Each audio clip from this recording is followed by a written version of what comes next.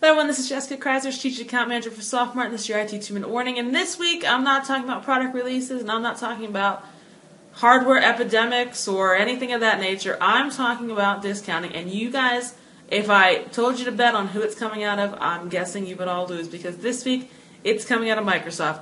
And I saw two pieces of information this week that shocked me pretty significantly. The first one, the most significant of all of them, is serious discounts coming from Microsoft on Office 365. So this is for organizations that want to take a look at Office 365 and want to put it on their EA.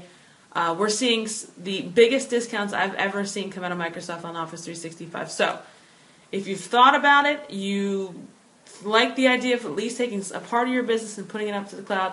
If you looked at it and you couldn't make the numbers work from a licensing perspective, it is time to take another look, because with what has come out from Microsoft, it really may make a ton of sense for you to take a look at the cloud, because from a licensing perspective, these numbers might make a lot of sense to you. Okay, so take a look there.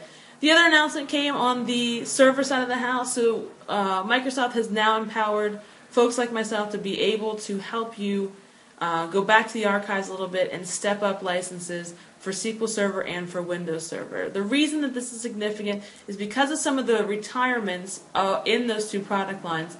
There's a bigger gap to close from a step-up perspective. So in this case, the one I'm going to focus in on, and the one I please want you to listen to me, is Windows Server Enterprise. So if you have Windows Server Enterprise with software assurance, what you want to take a look at is if you're using virtualization or plan to use virtualization. If that's the case, then for less than $50 a license, depending on your licensing model, you're going to be able to take that Windows Server Enterprise license and move it to Data Center. Okay? You're going to have to do it twice to get two processors. So 2 Windows Server Enterprise licenses will get you 2 processors of Data Center. But for less than $100, you're going to be able to have unlimited virtualization in your machines. And the reason this is important is if you don't do it now and you let the natural conversion happen and then you want to go to Data Center, you're going to have to go all the way from standard to Data Center, which could cost you upwards of $1,500 to $2,000. So from the way I'm looking at it, I've already saved you $1,000. This is Jessica Kreisler, your IT 2 in the morning. Thanks.